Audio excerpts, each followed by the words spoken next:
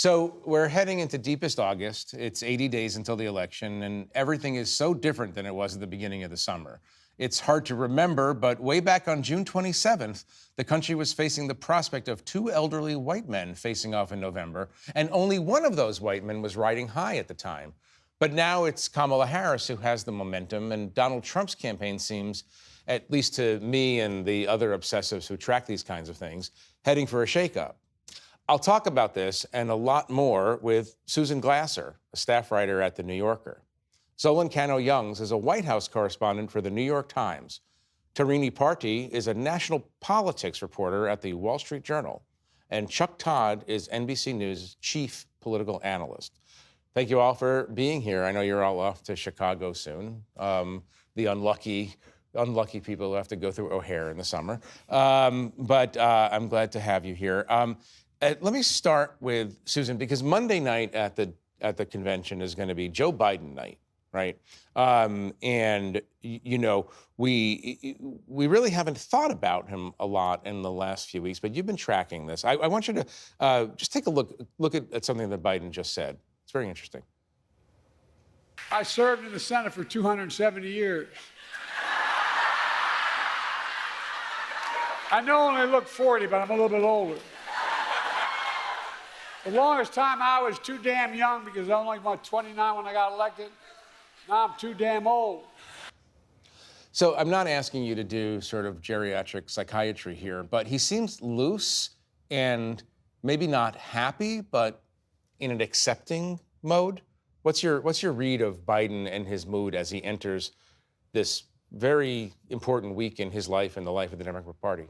Well, that's right. I mean, look, his legacy in many ways is riding on the outcome of this election, even though he's not running in it. And certainly, you know, if Kamala Harris doesn't win, there will be plenty of recriminations that find their way to Biden. And conversely, if she does win, people will hail him for having made a decision to step aside in favor of, you know, the greater good of defeating Donald Trump. And he's already said that. But that event where we just saw the clip from, Jeff, it was very interesting. It was the first time that Biden has appeared in public with Kamala Harris since he announced this incredible decision. It was quite a while ago, actually. Yeah, it's been more than 3 weeks. And, you know, I would say that the outer vibe was warm, but there was an undercurrent there. First of all, watching Biden step to the side while Harris, the big exciting draw, introduces him. There was almost a sense of, like, you know, that he's back to watching from the sidelines, that they had reversed roles. And then I also think it's that he hasn't fully come to terms with it. He has a hard time talking really, like, why exactly did he decide to step aside? They started chanting, "Thank you, Joe, thank you, Joe." And you can't help but wonder, were they saying thank you for all of his service? Yes, of course, but also thank you for stepping aside. For clearing the way. Yeah. What are you hearing inside the White House about their relationship right now? And this is a question for all of you. What role are we going to see Joe Biden play in the next 80 days? Yeah, that's right. I mean, when it comes to the president and the vice president, you know, everything that we hear is still that relationship is good. You still see the vice president, as she's hit the trail, still being gracious towards President Biden. But there's also still a defensiveness when you kind of broaden your contacts to those throughout the White House. A reporter asked President Biden this week what he thought about the potential that the vice president would break away from his economic messaging and his economic agenda. And he was very quick to say that she would not do that.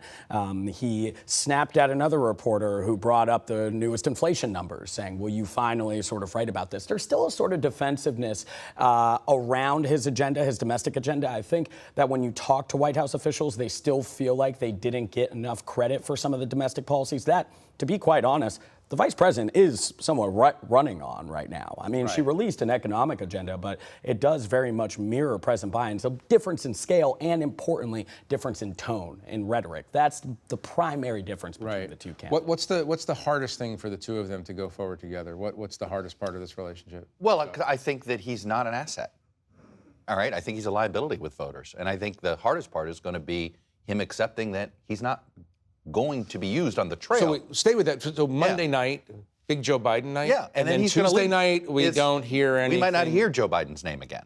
But in passing, I mean, you know, Monday is Biden night, and you'll have Joe Biden, and you're going to have Joe Biden. Look, he's got one job. Go get a ceasefire deal. That is literally, there's one thing he can do Before the this ticket. convention starts? Whenever, just get it before college campuses totally come in, Right. before the start of the fall campaign, which is essentially in the next week. That's the one thing he can do. But I think the toughest part of this relationship is going to be, they're not going to want him on the trail. I mean, look, you're right about the thank you voters. I mean, Biden, at least, you know, in the interview he gave to CBS last week, he did at least admit the reality of why he got talked into getting out, which was every Democrat was going to run against him, right? He has admitted that that's what it was going to be, and that wasn't going to be good for the party. So what does that tell you? They don't want him on the trail.